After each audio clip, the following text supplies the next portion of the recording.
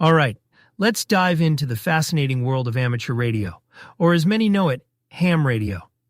It's not just about talking to someone across the world, though that's pretty cool.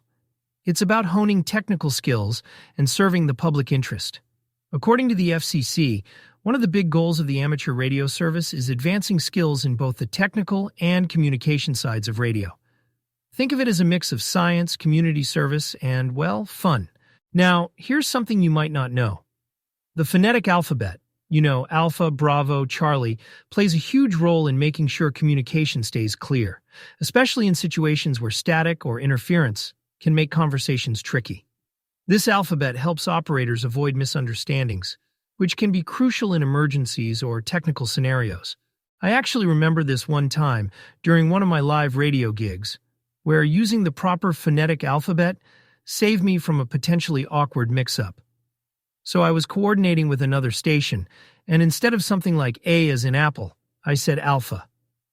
That tiny tweak cleared everything up instantly.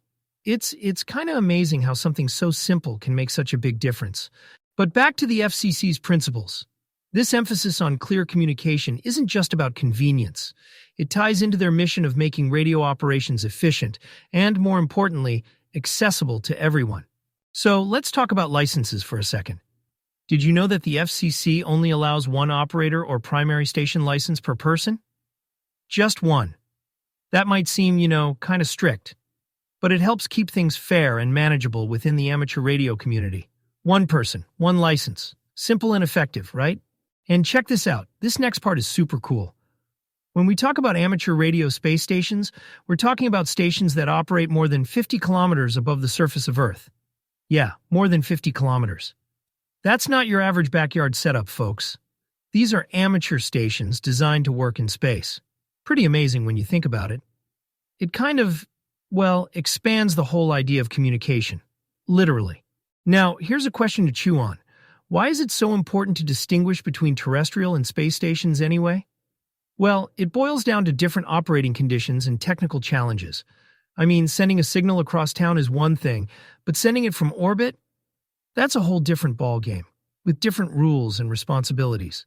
And that's where the license boundaries and definitions really start to matter.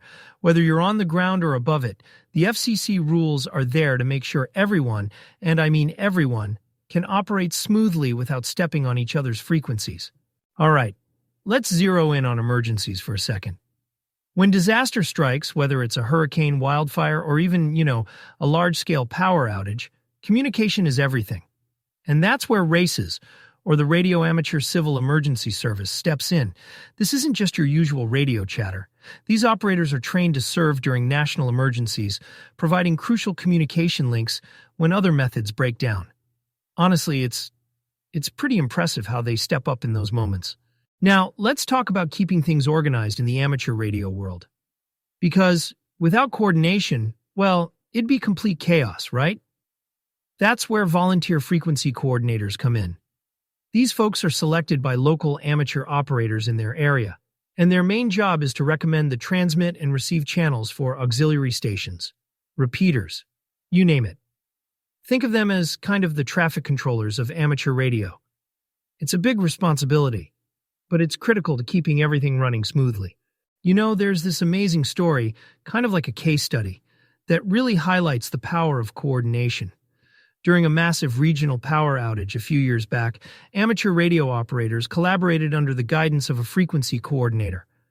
Together, they managed to establish a rapid communication network across multiple counties. This network helped emergency responders stay connected, direct resources efficiently, and ultimately ensure public safety.